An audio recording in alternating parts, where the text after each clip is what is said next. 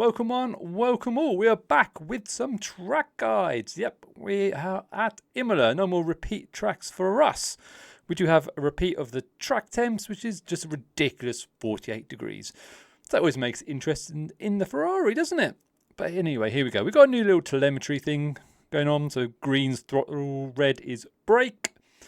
If I rewind any point, it's going to kind of rewind the telemetry, which will make it look a bit weird. So I'll try not to do that. But we shall see, shan't we? Now turn 1, or turn 2, some people call it because of that last little left-hander. It starts with a bit of a corner, okay? So we've kind of got this like little left-hand bit, which makes it kind of interesting. We are looking for this exit road as a brake. Okay, we're going to, a braking point. We're going to brake a little bit after it, but we need to kind of straighten this curve out. You don't really want to drive all the way along there. There's too much chance you're going to dip a wheel on the grass, and also you can't really brake as hard because you're not actually braking in a straight line. So we just kind of straight line this. So we go that sort of line, we brake at this sort of point, and we brake to about 80%, which is kind of our normal. We don't want to slam it onto 100 because we're just going to cook the tyres. So braking, braking, braking, braking. Want to avoid the anti-cuts here like the plague, but we want to get as close as we can to them at the same time. So we're trailing in, trailing in, trailing in.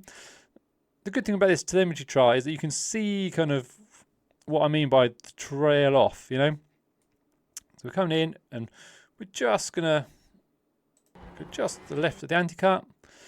Now at this point here, we want to be looking at getting on full throttle for as long as we can.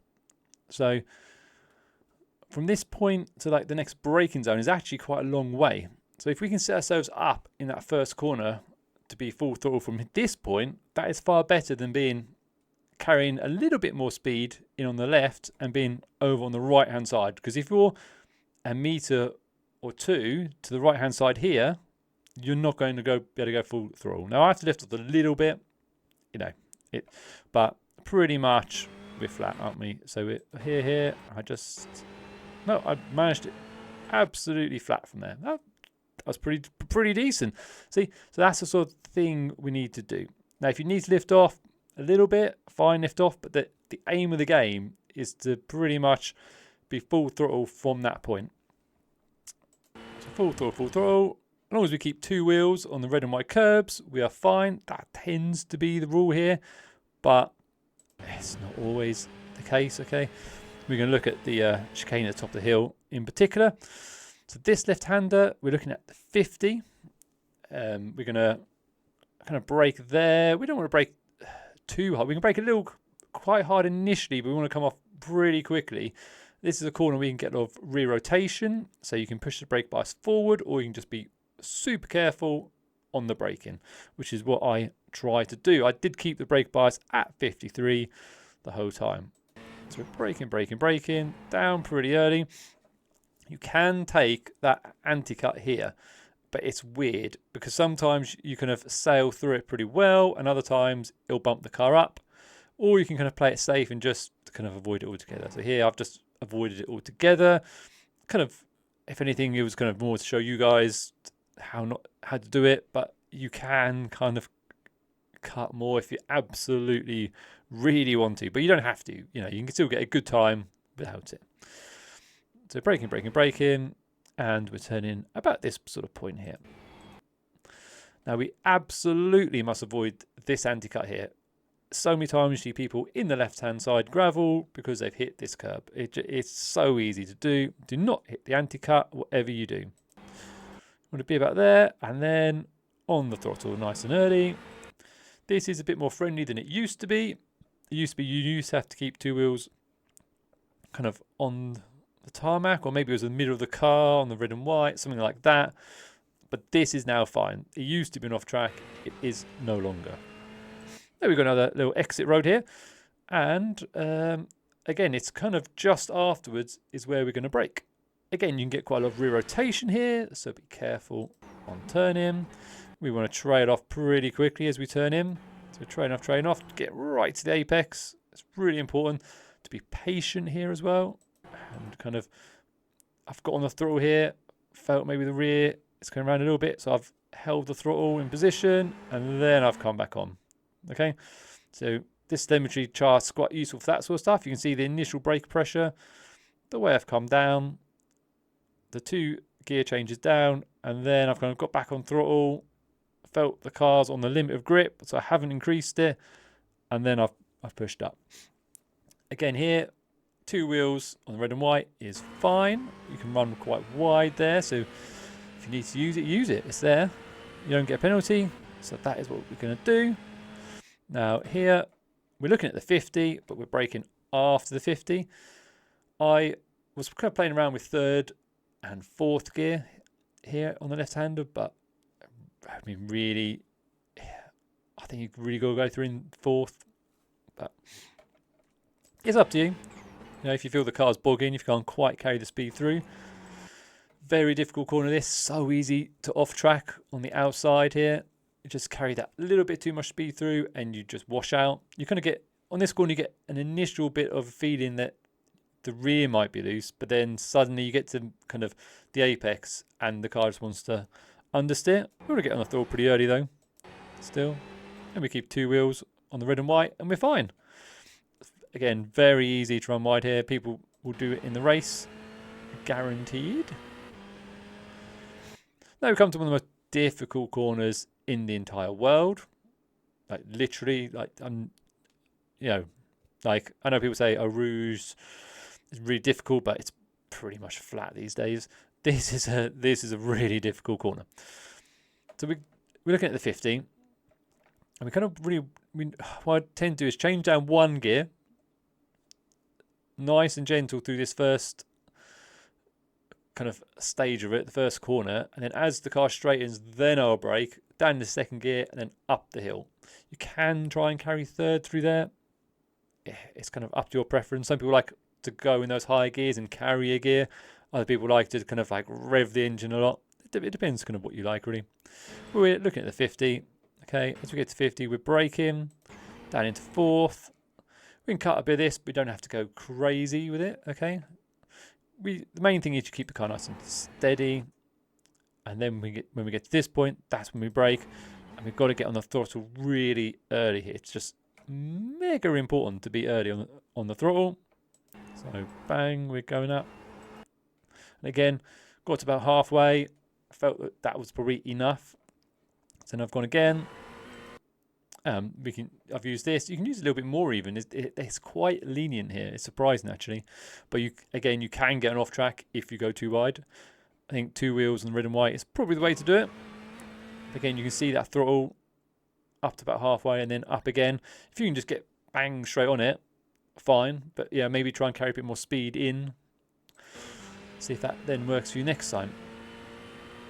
Very, very difficult corner this. I will show you 2 examples of how not to do it after this. And they were both very good laps. One was a 42.9, the other was a 43 dead. This is a 43 dead as well. But I had to be super cautious on these corners because it's so easy to pick up an off track here. So we're looking at the 50, but we're braking before the 50 here. Okay, we're braking pretty hard, but we really want the car to be like super stable here. We can't have tons of brake on and turn in and have the car kind of twitch in because we have to be mega precise. Okay, now this is kind of cautious, but honest, it is how it needs to be.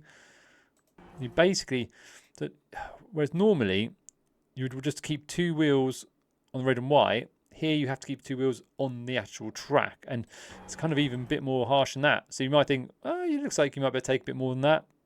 Honestly, to be safe, you just can't. So in here, you kind of want to avoid the big sausage and just hit the red and white. Okay, and maybe hit a tiny bit.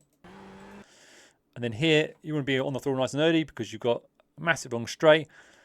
But it's very easy to run wide here. And if you run wide here, there's even a chance of getting a slow down penalty. So 2 wheels on the red and white is fine.